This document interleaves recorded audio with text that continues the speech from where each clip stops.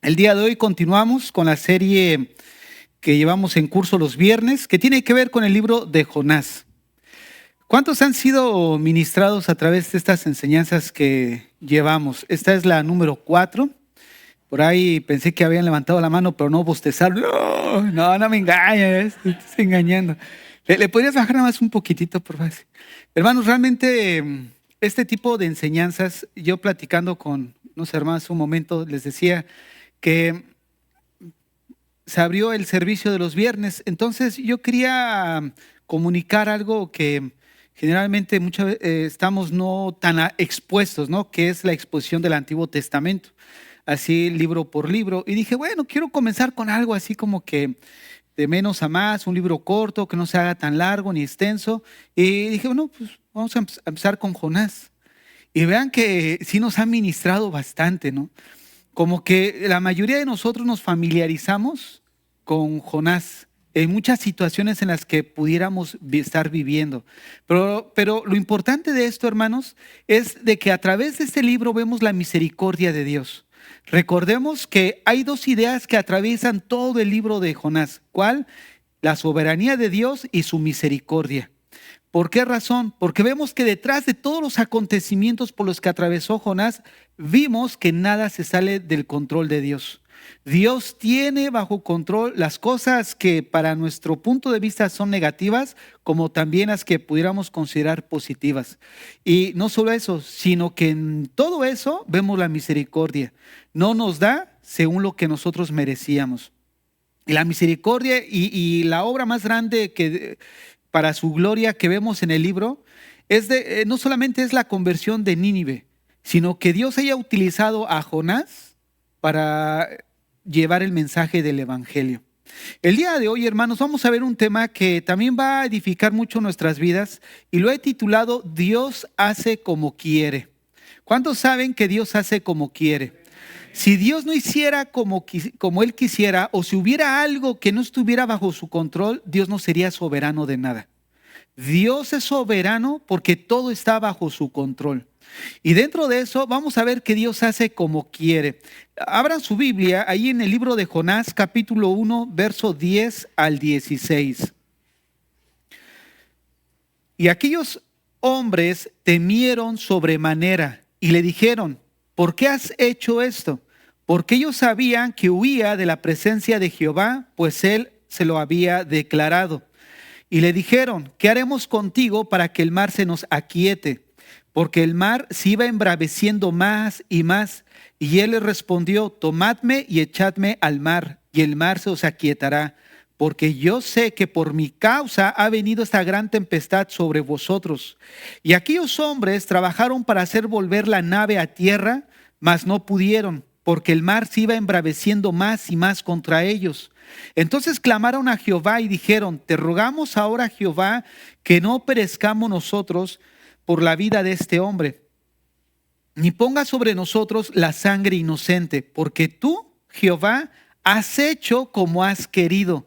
Y tomaron a Jonás y lo echaron al mar, y el mar se aquietó de su furor, y temieron aquellos hombres a Jehová con gran temor, y ofrecieron sacrificios a Jehová e hicieron votos.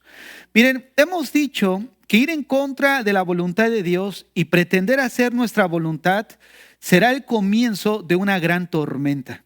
Sin embargo, también hemos estudiado que detrás del viento, detrás de la tormenta, está Dios. Y eso es algo que debe traer paz a nuestro corazón. ¿Por qué? Porque en todo momento Dios no deja de tener el control. Y si Dios no deja de tener el control y entendemos que somos sus hijos, Él sabe qué tanto darnos, o qué tanto tratarnos. Recordemos que dijimos que la mano de Dios no se pasa, ni tampoco le sobra. La mano de Dios da la medida justa para cada uno de nosotros. Y eso nos debe de traer paz a nuestro corazón, porque el trato de Dios no es para destrucción, es para corrección. ¿Por qué? Porque el Padre al Hijo a quien ama lo corrige.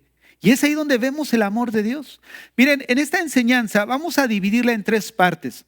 La primera es imposible prosperar fuera de la voluntad de Dios. Y la segunda, vamos a ver a Jonás como un tipo de la persona de Jesucristo.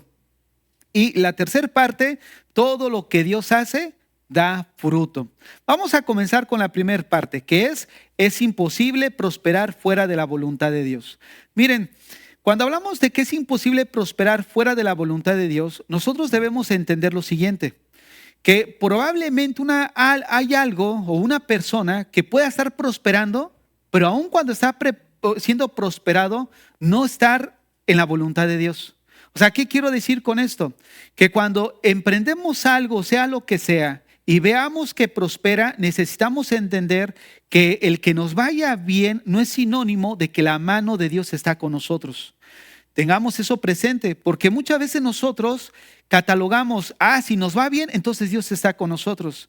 Bueno, eso sería decir que también estaba con Vicente Fernández o con ¿cómo se llama? El que canta la de La Vida Loca, Ricky Martin, ¿no? O sea, o pretender que está con el fundador de la revista Playboy, ¿no? O sea, son algo que están emprendiendo que a la vista de todos vemos que les genera mucha riqueza. Pudiéramos entonces decir que como les va bien, quiere decir que tienen el favor de Dios. No es así. Vamos a darnos cuenta, por ejemplo, que en el caso de Jonás, aparentemente todo le estaba saliendo según lo planeado.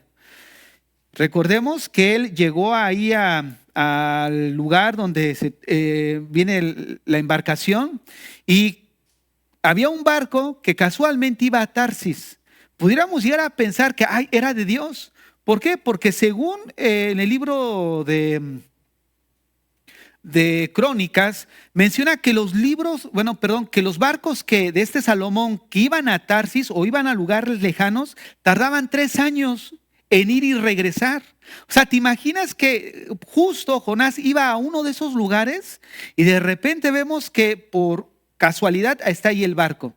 Todos hubiéramos pensado que entonces era de Dios, porque todo lo que Jonás aparentemente había planeado le estaba saliendo bien, hasta que Dios interviene en sus planes para manifestar su desaprobación a sus acciones.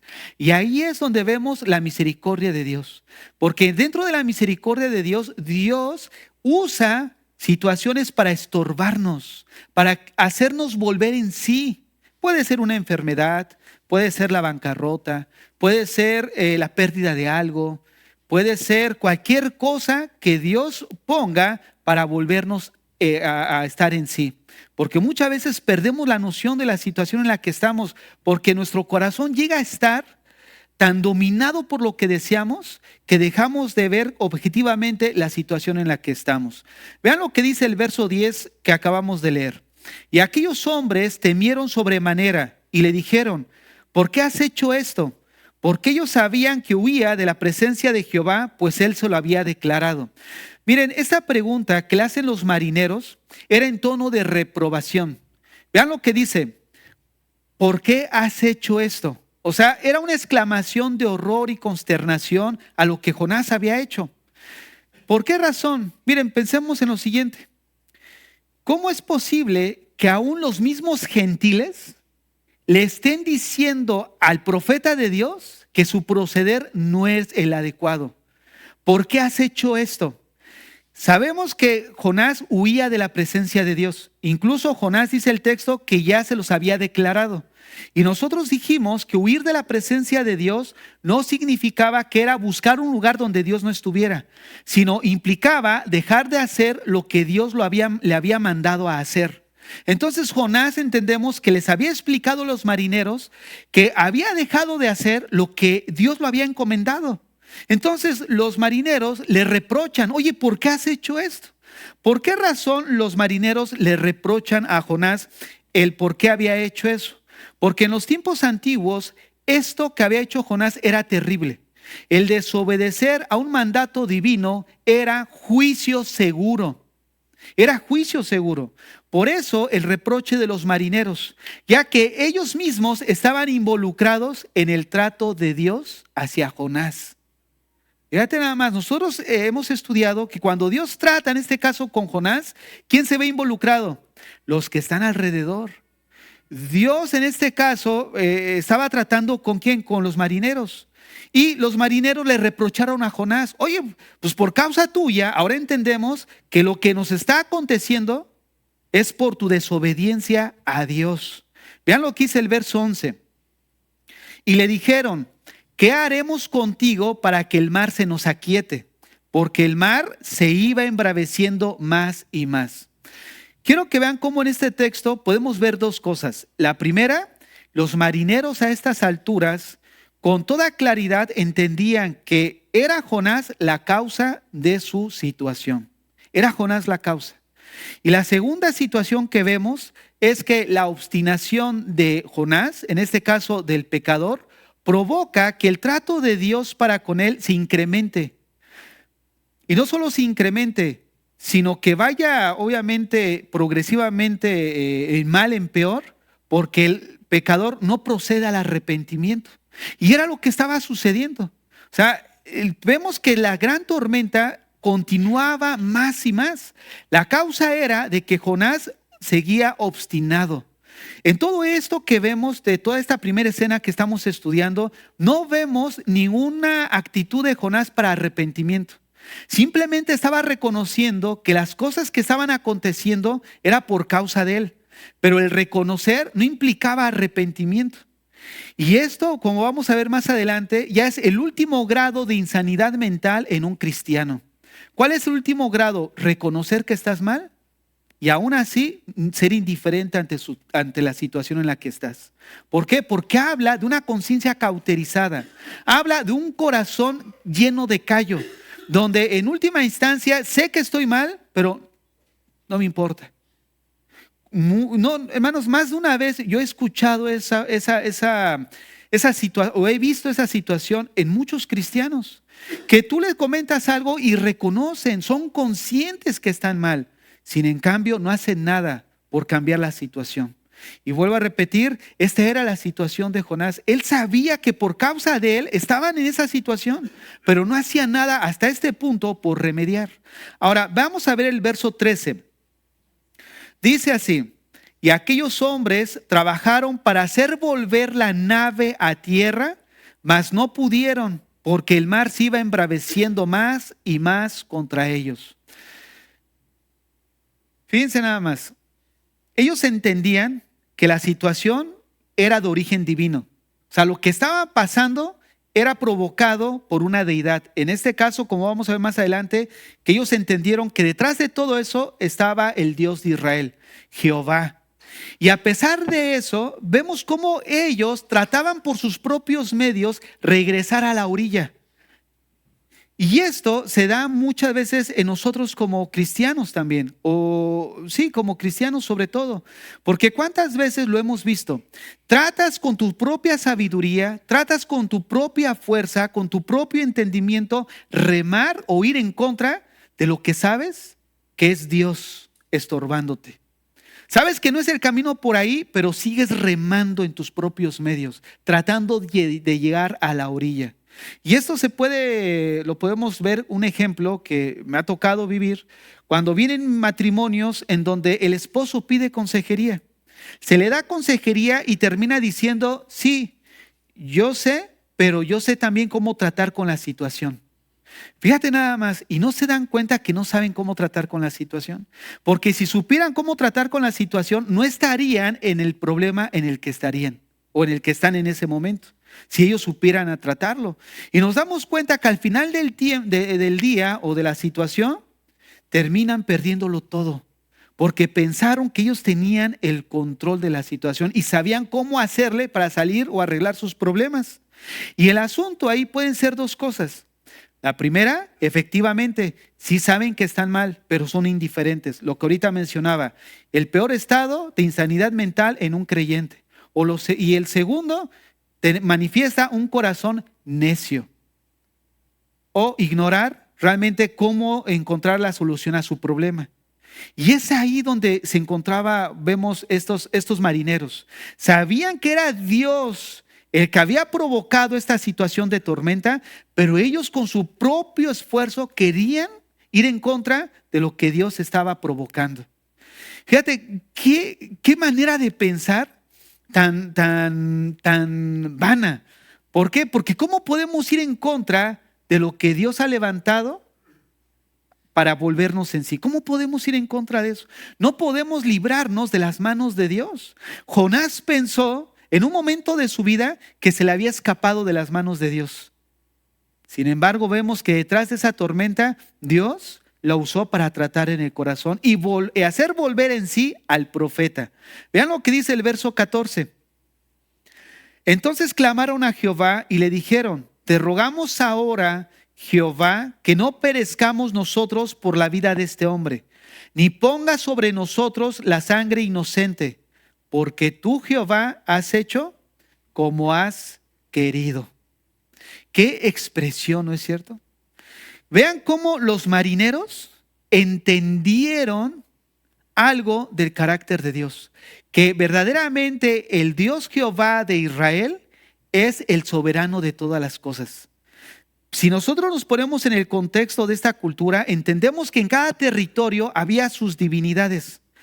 Reconocer que detrás de todo lo que estaba pasando era Dios, era porque los mismos marineros estaban entendiendo que el único Dios verdadero era el Dios del cual estaba huyendo Jonás.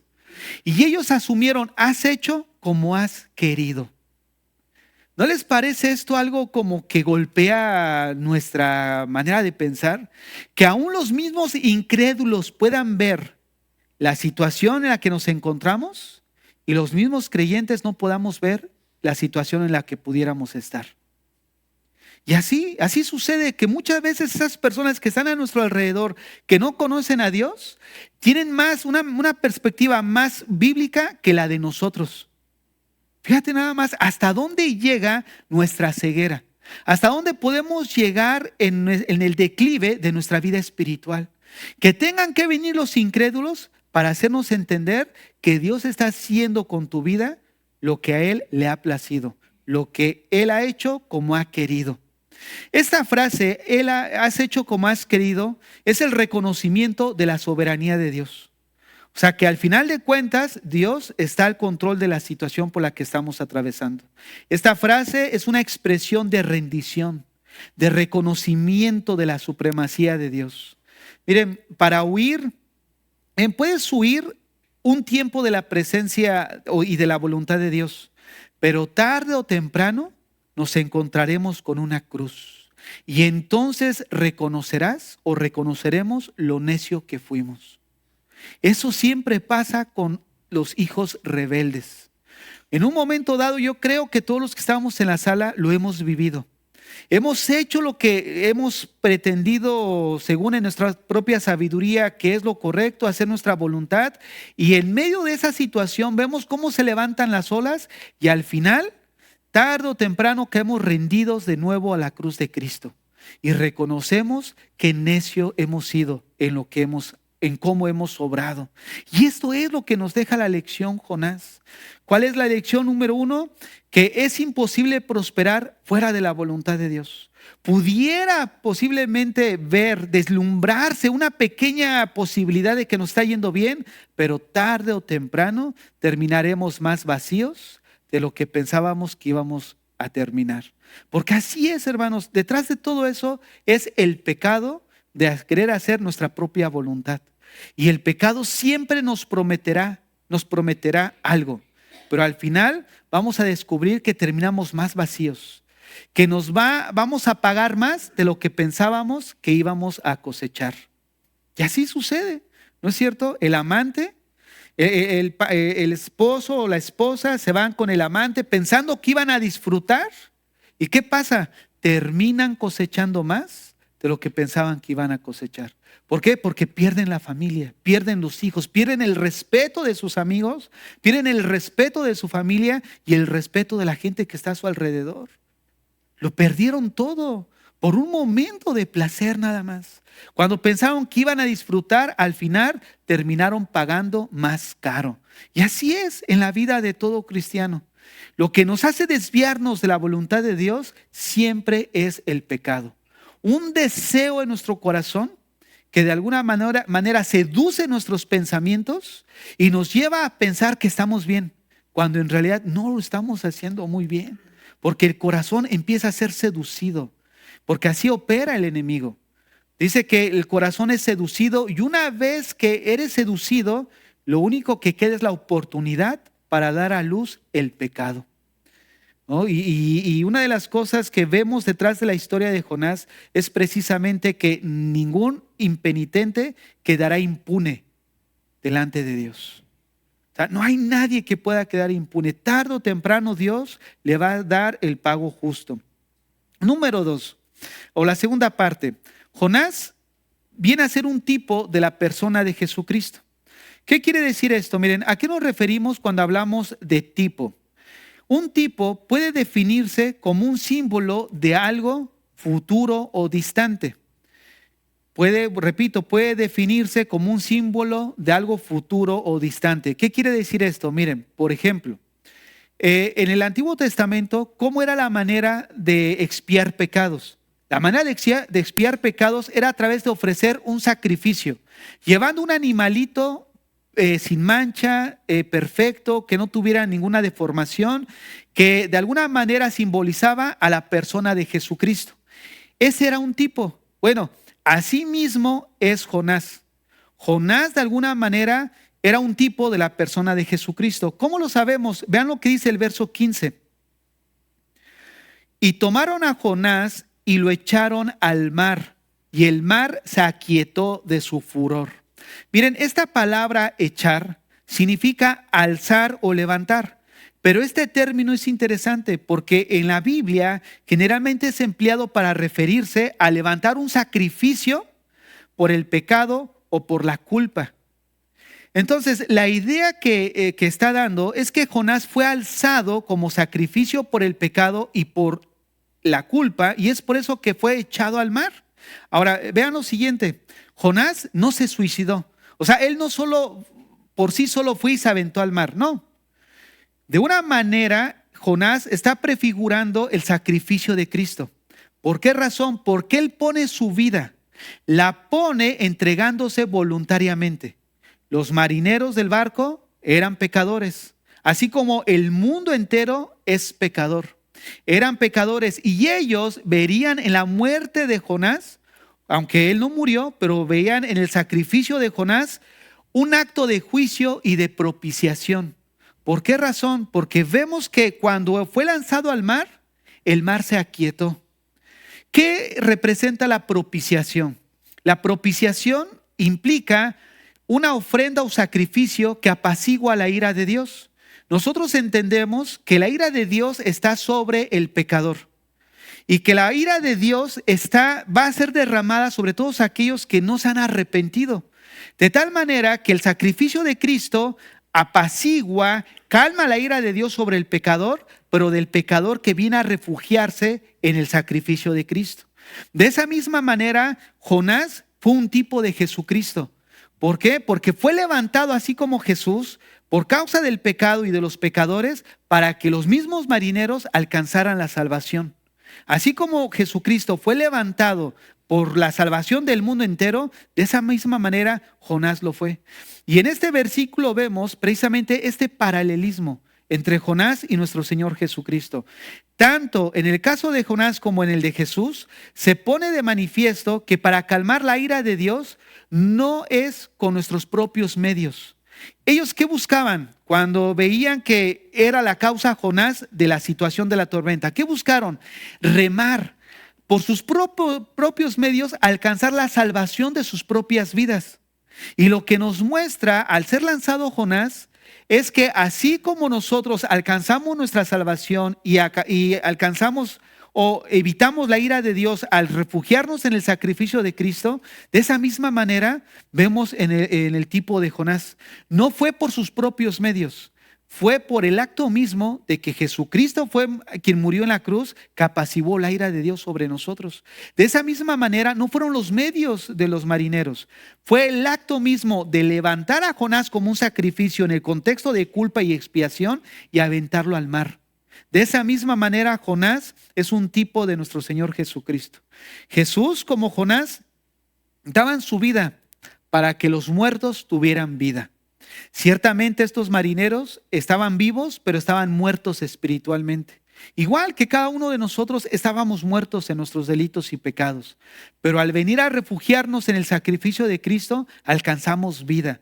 Y vamos a ver más adelante cómo estos marineros probablemente se hayan refugiado en su fe en el Dios de Israel. Miren, Jesús como Jonás fueron levantados en el acto de su muerte. ¿Qué quiero decir con esto? Que fueron llevados, levantados en el contexto de expiación por el pecado. ¿Por qué? ¿Por qué Jesús fue levantado en la cruz? Para expiar nuestros pecados. Cuando Jonás fue levantado por los marineros, representaba un acto de sacrificio para expiar el pecado que en ese momento se había desatado por la desobediencia del mismo Jonás y que estaba afectando a los marineros. Entonces, de alguna manera vemos cómo Jonás era un tipo de nuestro Señor Jesucristo. Ahora, el texto dice que el mar se aquietó de su furor. Una vez que Jonás fue lanzado, el mar se aquietó de su furor. De esa misma manera, la ira de Dios se ha apartado de aquellos que nos hemos refugiado en el sacrificio de su Hijo. Fíjate nada más cómo el buscar que la ira de Dios ya no caiga sobre la humanidad o sobre las personas específicamente, es un acto no que podemos nosotros hacerlo por nuestros propios medios, sino es un acto hecho a través del sacrificio de Cristo, que nos guarda de la ira de Dios sobre nosotros, algo que tipificaba la vida de Jonás. Ahora, volviendo al texto de Jonás que estamos leyendo, en su significado natural, dejando ya a un lado el pensar en Jonás como un tipo de Jesucristo, el texto dice que el mar se aquietó. Y esto nos llama la atención. ¿Por qué debe de llamarlo la atención? Porque precisamente confirma que la desobediencia de Jonás fue el factor que desencadenó la tempestad. ¿Qué queremos decir? Que la única manera de poder calmar la situación en la que pudiéramos nosotros estar envueltos es volvernos al Señor con todo nuestro corazón. Como lo estudiamos la semana pasada. O sea, está mala la situación en la que nos encontramos. Ciertamente hay etapas en nuestra vida donde no la hacemos muy bien. El asunto no solamente es reconocer conscientemente, sino el asunto es actuar. Y una de las cosas que Dios está esperando es que nos volvamos a Él en obediencia, volver a retomar el camino que Dios ha trazado para nosotros, ¿no? Y ese camino es el camino de la comunión, de la relación con Dios. Es ahí donde debe de apuntar el comienzo de cada uno de nosotros. No sé si les ha pasado que de repente dicen, híjole, la verdad no ando muy bien, pero no sé ni por dónde empezar. Bueno, debemos de empezar primero fortaleciendo nuestra relación con Dios.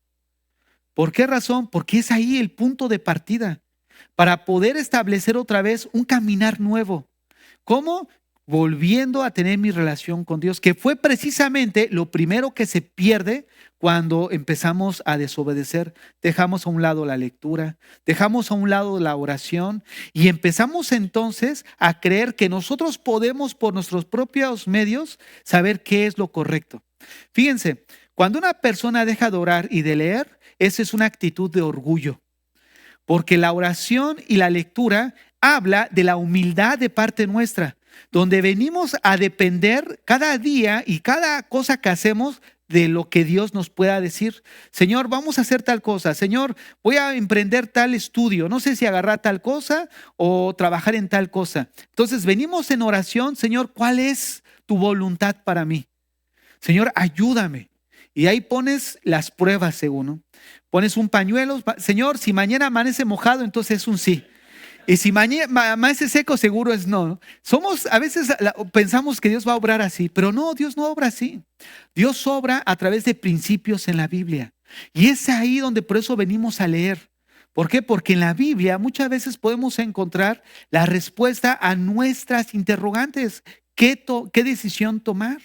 Entonces, una de esas cosas que muestra orgullo es cuando pretendemos hacer las cosas independientemente de Dios, sin consultarlo, sin buscar consejo a través de las Escrituras por medio de un hermano. Oye, hermano, fíjate que voy a hacer tal cosa. ¿Qué dice la Biblia al respecto? Eso, hermanos, es tener la humildad de venir y presentarte a Dios, decir, Señor, ¿cuál es tu voluntad al respecto de tal y tal tema? Y con la Biblia, entonces, en principios, podemos direccionar bíblicamente qué es lo más correcto que nosotros debemos de hacer. Pero cuando dejamos la oración y dejamos la lectura, entonces pensamos que yo en mi capacidad, yo lo puedo hacer. Y es ahí donde nos equivocamos. ¿Por qué? Porque pensamos que somos independientes de Dios. Y déjenme decirles algo, Dios no nos creó para ser independientes de Él. Fíjense que cuando Dios creó a Adán y Eva, incluso antes de que ellos cayeran en pecado, dice que Dios los puso a trabajar. O sea, Dios le dio instrucciones. ¿De qué nos habla esto? De que a pesar de que ellos estaban en un estado de inocencia, o sea, de que no habían pecado, aún estando en ese estado, seguían dependiendo de Dios. Fíjate nada más, ¿por qué? Porque Dios les seguía dando instrucciones. Ahora déjame decirte, ¿cuánto no más estando en la condición en la que estamos? Ahora ya redimidos, pero todavía manchados por el pecado. ¿Cuánto no más necesitamos la dirección de Dios en nuestras vidas? Ese es el punto. ¿Por qué? ¿Por dónde comenzar? Por el principio. Vuelve a hacer lo que dejaste hacer. Porque precisamente lo primero que te llevó a apartar de Dios fue tu relación con Dios. No es de extraño, no es de extrañarnos por qué estamos como estamos. Cuando alguien viene y, oye hermano, fíjate que tengo tal cosa, bueno, y le preguntas, ¿cómo está tu relación? Bueno, es que esa no es mi pregunta. O sea, realmente lo que a mí me apura es tal cosa. Y tú dices, bueno, es que el hermano no ve la relación entre su problema y su relación con Dios. Y ese es el punto de que nosotros no alcanzamos a ver lo importante que es para nosotros nuestra relación con Dios. ¿Qué dijo el Señor en Juan? Separados de mí, nada podéis hacer. Yo soy la vid, vosotros los pámpanos. Fíjate, así como el pámpano no puede estar separado de la vid, ¿por qué? Porque se seca. ¿Cuánto nomás nosotros? Esa era la idea. Separado de mí, que soy fuente de agua viva, no puedes funcionar correctamente. Pero nosotros como cristianos estamos tan afanados tanto en este mundo que descuidamos la cosa más importante, que es nuestra comunión con Dios. Y este es el punto de inicio para todos aquellos que queremos retomar el camino. Y una vez que comenzamos en nuestra relación con Dios, lo demás se va a ir ajustando. ¿Por qué? Porque entonces vamos a poder tener visión con más claridad para ver lo que estoy haciendo mal. Porque precisamente lo que me llevó a una miopía espiritual donde no puedo ver con claridad lo que estoy haciendo es mi falta de comunión. Y cuando ya vuelvo a relacionarme con Dios en esa intimidad, entonces puedo ver con claridad, porque empiezo a ver las cosas no bajo mi entendimiento, sino a través de la luz de la palabra de Dios. Y entonces ya es distinto, porque ya empiezo a conducirme de acuerdo no a lo que yo quiera, sino a lo que la Biblia dice. Y ahí, hermanos, es un punto importante. ¿Por qué razón? Porque muchas veces esperamos que la voluntad de Dios se acomoda a lo que yo quiera. Y déjenme decirles algo, no siempre es así. No es así de que lo que yo quiero es algo que al final Dios va a concordar conmigo. Generalmente no es así, porque lo que nosotros deseamos muchas veces es pensar solo en nosotros mismos, egoístamente. Y cuando vemos lo que Dios realmente dice al respecto de mi situación, entonces puedo ver que está muy distinto a lo que yo deseo. El punto al que quiero llegar en el punto número 2 es que nuestra voluntad realmente se ajuste a la voluntad de Dios, no a lo que yo quiera, porque ahí es donde muchos, no, pero yo sí tengo fe, pero resulta que la fe no está en base a lo que tú quieras. Dios no va a respaldar algo que Él no dijo. Y muchos utilizan la fe como un medio para conseguir sus propios deseos. Bueno, como yo soy un hombre de fe, entonces tal cosa se va a conseguir. No te engañes. La fe no funciona así. La fe no está al capricho de nosotros. La fe está en base a lo que Dios ha dicho. Y Dios va a respaldar lo que Él ha dicho, más no lo que nosotros deseamos, porque muchas veces utilizamos así la fe y yo lo he escuchado, no, es que yo tengo fe para hacer tal cosa. Bueno, el asunto es que estás enfocando mal la fe. ¿Por qué? Porque la fe no es un medio que Dios te dio para conseguir lo que quieres. La fe es un medio para creer lo que Dios ha dicho en su palabra, ya sea para mí o para la otra persona. Por ejemplo, dice la Biblia, cree en el Señor Jesucristo y serás salvo tú y tu casa. ¿No es cierto? Cree. Implica que fe. Ahora, hay muchos que sacan de contexto esto, asumiendo que como yo soy cristiano, automáticamente mis hijos ya son salvos o mis hermanos son salvos. Y eso no dice el texto. El texto dice, si tú crees y también tu familia cree, entonces va a ser salva.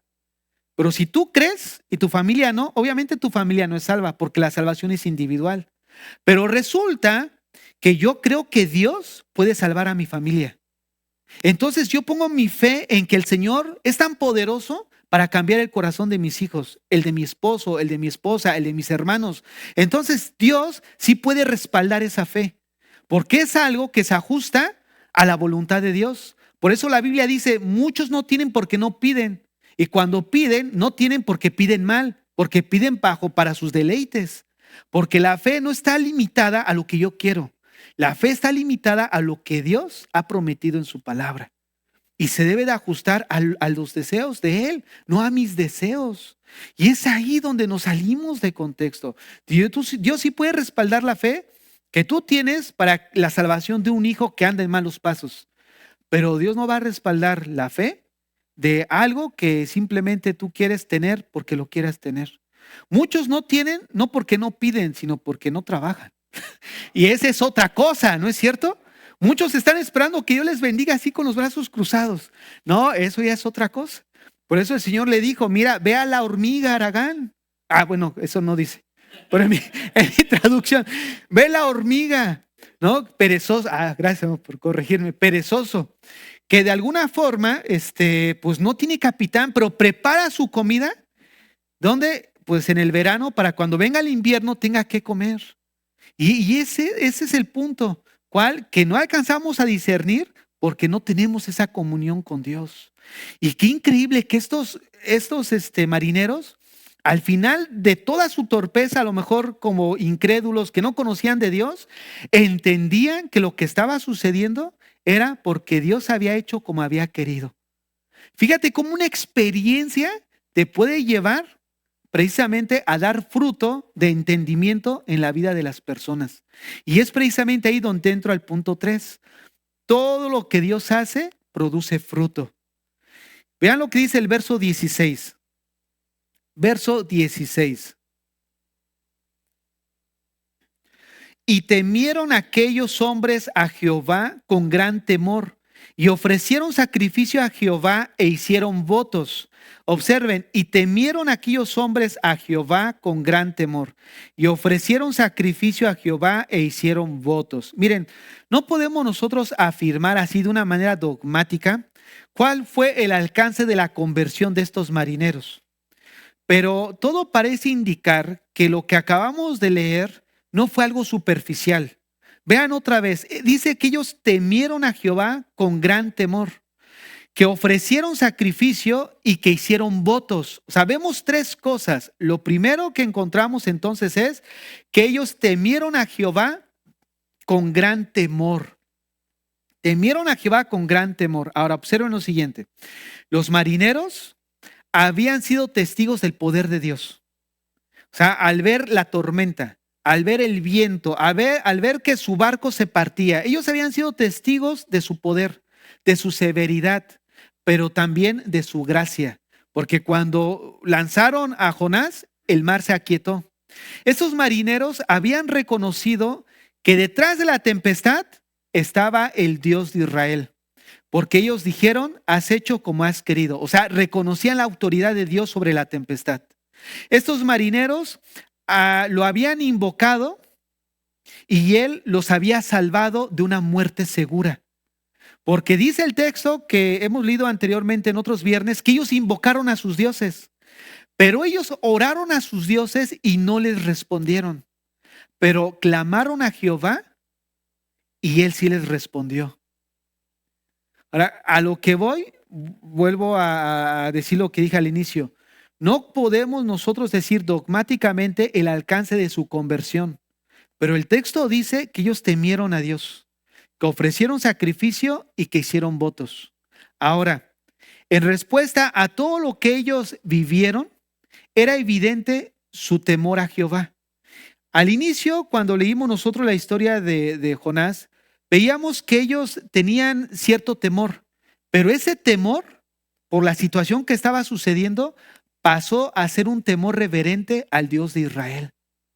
Fíjate nada más. Ahora, ¿qué es lo que estamos diciendo entonces?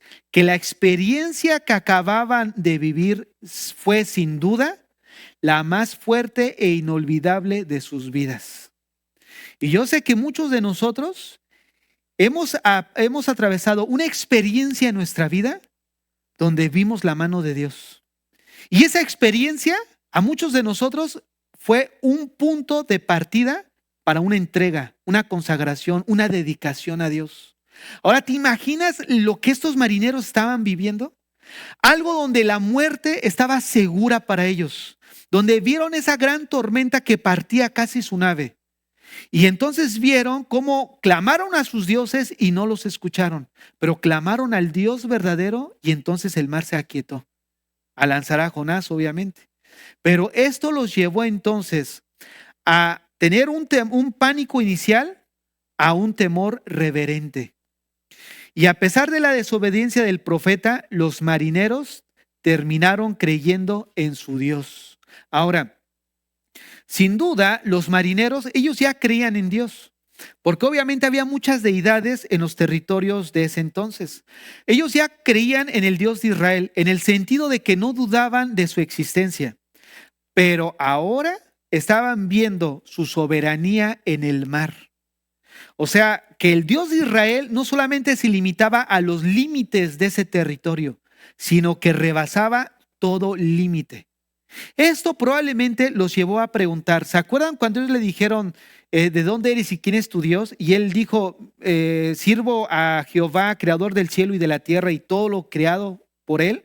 Probablemente ellos, estos marineros, después de todo lo que experimentaron, han de haber pensado, tenía razón Jonás.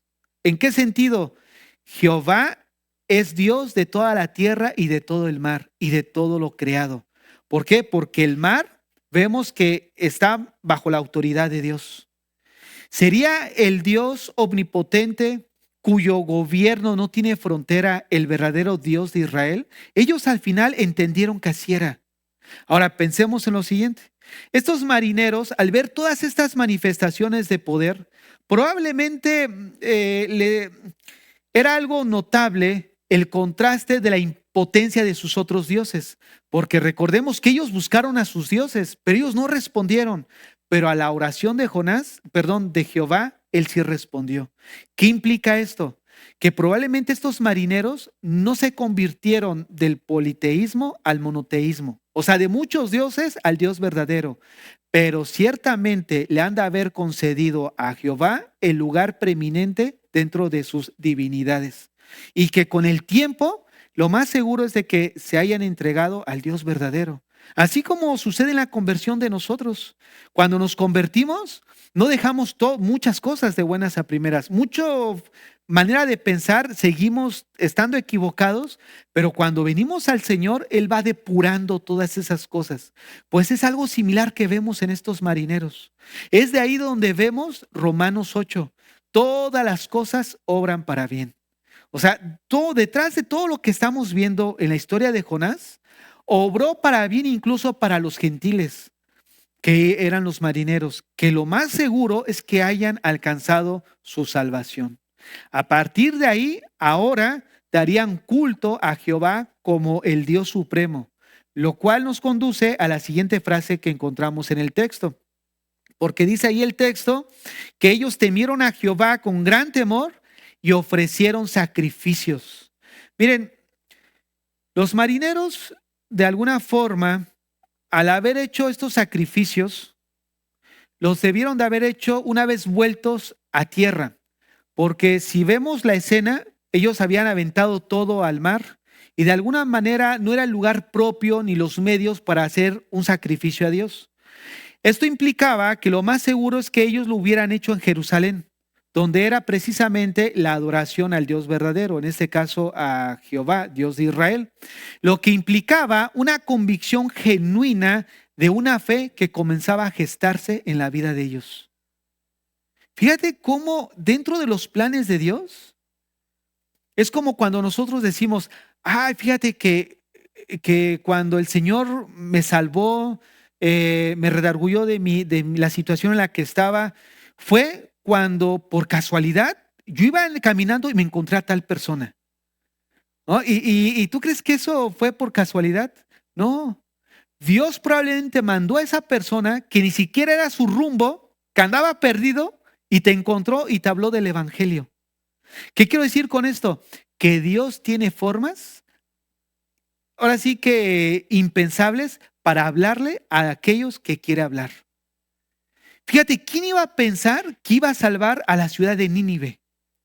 Después de que la describimos como lo hicimos en la enseñanza número 1, donde atravesaban a las víctimas con una estaca o una lanza por todo su cuerpo, donde los despellejaban y lo hacían de tal manera que no se murieran tan pronto para seguir atormentando la vida de estos hombres o de las personas que estaban haciendo estaban atormentando de esa manera. ¿Quién iba a pensar que estos hombres tan sanguinarios, enemigos del pueblo de Israel, Dios iba a mostrar su misericordia para con ellos?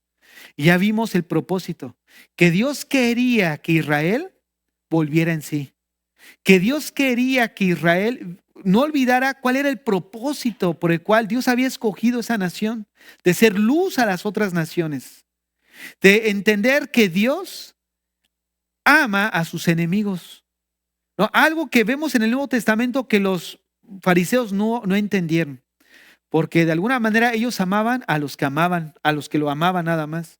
Y el Señor les dijo, bueno, si tú saludas al que te saluda o amas al que te ama, ¿qué haces de más? ¿No hacen así los gentiles? O sea, Él nos enseñó otra calidad y otra clase de amor que va más allá de lo que el mundo antiguo en ese entonces conocía, el amor ágape, el amor que se da no esperando nada a recibir, nada a cambio. Ese es el amor ágape. Por eso cuando decimos, bueno, le voy a ayudar porque no sé si el día de mañana pues Él me puede ayudar a mí. Y muchos ayudan por ese sentido y no ayudan de una manera desinteresada. ¿Sabes qué? Te ayudo simplemente por el deseo de hacerlo. Ese es ágape, no esperando recibir nada a cambio. Y ese es algo de lo que vemos en la historia de Jonás. Cómo la misericordia de Dios alcanza a aquellos que nosotros no nos hubiéramos imaginado que los hubiera alcanzado. Ahora, ¿esto no te habla de la bondad de Dios? ¿No te habla del amor de Dios? Ahora, si esto nos habla del amor de Dios, ¿sí sabes que Dios te ama a ti? Nosotros muchas veces hablamos del amor de Dios, pero hablamos tanto que pensamos que eso es verdad en los otros, pero no es verdad en mí. Y yo sé que muchos pasan por eso, que hablas del amor de Dios, pero tú mismo no te sientes amado por Dios. Tú mismo no te sientes querido por Dios. Y el punto es de que si vemos la bondad de Dios para con ellos, ¿cuánto no más vemos la bondad de Dios para nosotros? Porque probablemente no la estés haciendo muy bien, pero Dios te dice, yo te amo, yo te quiero, yo quiero lo mejor. Y es ahí por eso que Dios nos abraza, Dios nos lleva en sus brazos. Como decíamos la última vez, en esas etapas más difíciles de nuestra vida, no es que Él nos haya abandonado, sino que Él nos lleva entre sus brazos. Él nos lleva cargando. Sí está tratando con nosotros, pero debemos de ver el trato de Dios como un trato de misericordia y de amor. ¿Cuántos de nosotros disciplinamos a nuestros hijos por el deseo de destruirlos? No lo hacemos así. Nosotros disciplinamos porque la disciplina es una expresión del amor de nosotros hacia nuestros hijos. De esa misma manera, la disciplina de Dios es una expresión del amor hacia nosotros.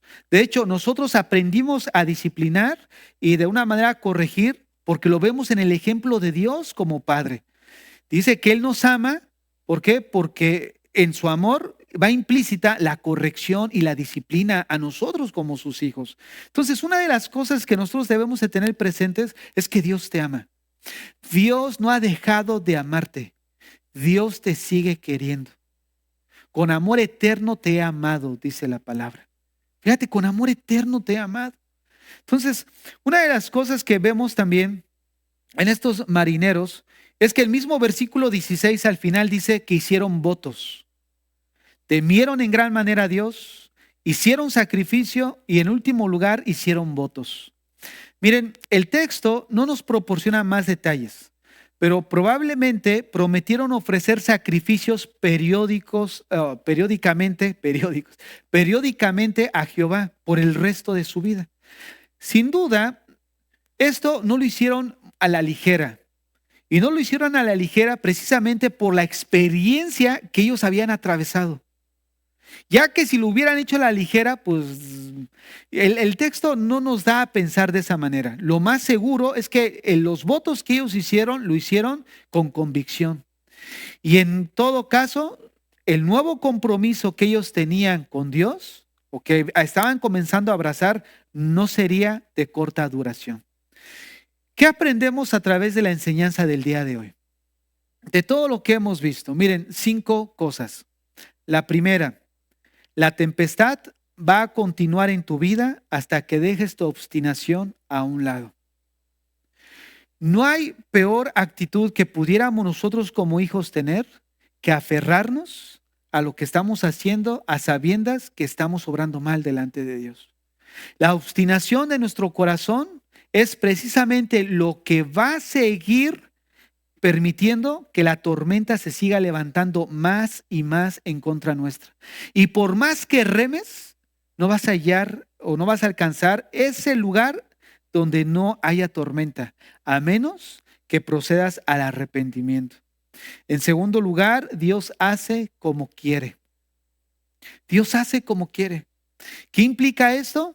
Que de alguna manera Dios va a permitir cosas porque estamos en un pacto de relación con Él de padre e hijo. Hemos entrado en un pacto de amor, como vamos a estudiar el domingo de la Santa Cena. Hemos entrado en un pacto. Y ese pacto, como les decía, es unilateral, donde Dios se compromete con nosotros en el pacto. ¿A qué? A tratar con nuestras vidas. Sí, a perdonarnos, a limpiarnos, a ser sus hijos, pero en este camino seguir tratando con nosotros. Dios hace como quiere.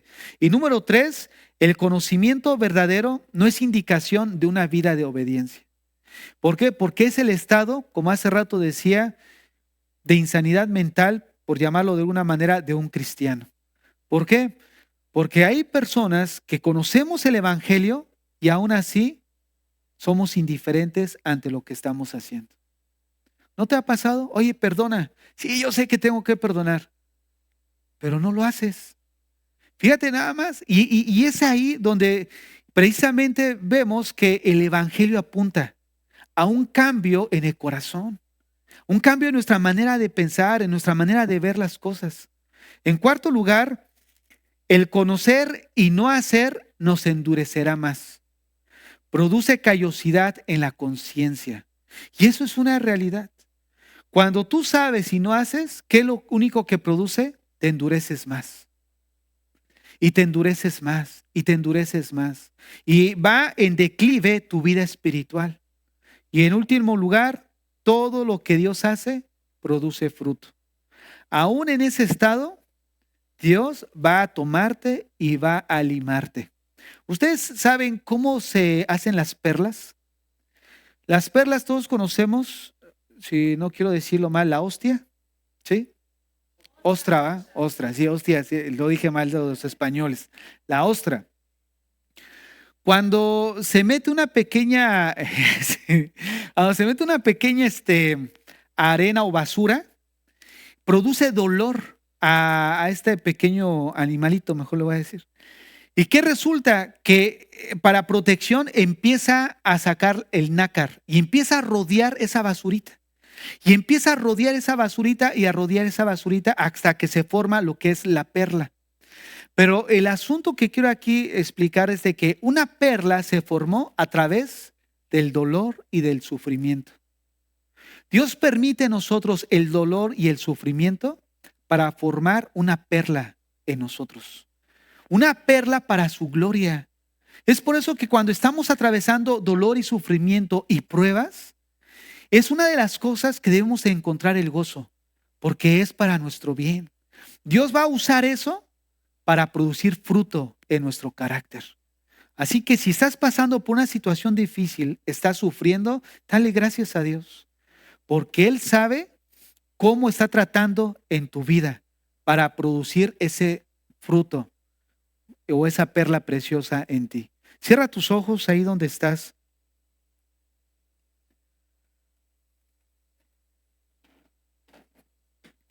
Así con tus ojos cerrados,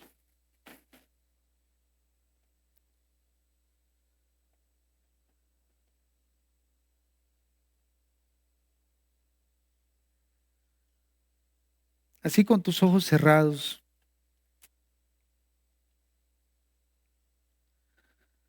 probablemente más de uno en este lugar estás atravesando por situaciones difíciles, problemas de salud, problemas económicos,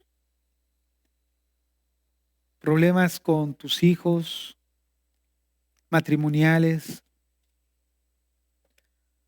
donde no ves la salida.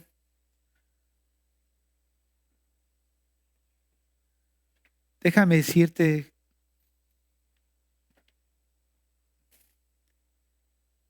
en esta hora que Dios está permitiendo esa situación, porque probablemente Dios, y es lo más seguro, esté tratando con tu vida.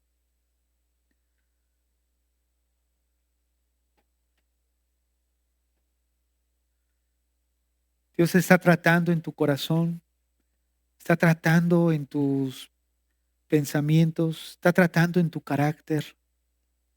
Si es verdad, está causando dolor. Si es verdad, está causando aflicción, está causando conflicto en tu vida,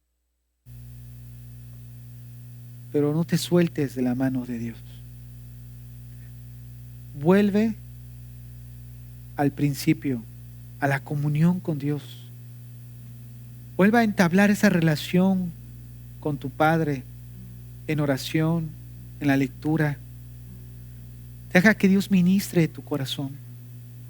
Deja que Dios hable a tu vida. ¿Te acuerdas de esos agradables momentos cuando Dios hablaba a tu corazón a través de su palabra? Cuando podías escuchar el susurro de Dios en tu oído, al leer la palabra y escuchar al Señor ministrando tu corazón, al venir en oración y sentir ese cosquilleo en tu vientre, tu estómago, al saber que estás orando a tu Padre, a tu amado. Regresa al Señor, regresa a tu primer amor, regresa a tu relación con Dios. No permitas que los problemas, que las dificultades, que las tormentas en tu vida te aparten del Señor. No caigas a ser indiferente y decir, sí sé, sí lo sé, pero no actúas en respuesta a lo que reconoces que lo sabes y que estás mal. No caigas en esa actitud de arrogancia ni de soberbia y pensar que puedes hacer las cosas por ti mismo. Deja que sea Dios quien hable a tu corazón, quien instruya tu vida. Vuelve a tu comunión, vuelve a unirte con Dios. De esos momentos agradables en su presencia, en comunión con Él. Dios te ama. Dios te ama. Y Él lo ha dicho en la Escritura: venid a mí todos los que estéis cargados y cansados, y yo os haré descansar. Llevad mi yugo sobre vosotros. Ven a Cristo en esta noche. Él quiere ayudarte, darte entendimiento para que sobrelleves las cargas, darte de su gracia, de su fuerza, estos minutos en oración, ¿por qué no le dices, Señor, ayúdame? Ayúdame, oh Dios. Pon claridad en mi corazón en la situación en la que estoy atravesando. Ayúdame a tomar una decisión con sabiduría en el problema en el que estoy. Señor, ayúdame a buscar tu consejo y no el mío. Ayúdame a buscar, a ser prudente en tu sabiduría y no ser sabio en mi propia sabiduría.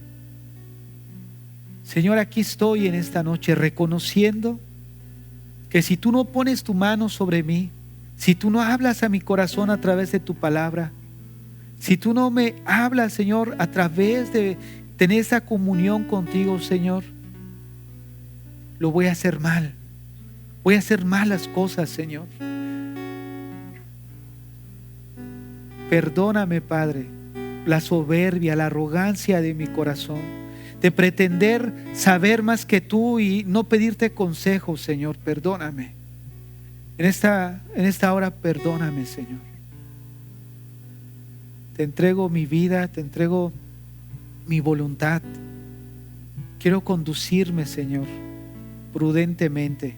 Quiero conducirme ahora en tus principios, en tu consejo, en tu sabiduría. No quiero ser obstinado en mi corazón, Señor. No quiero ser obstinado.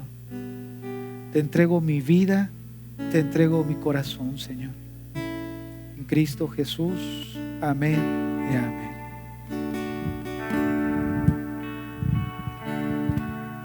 Como el siervo busca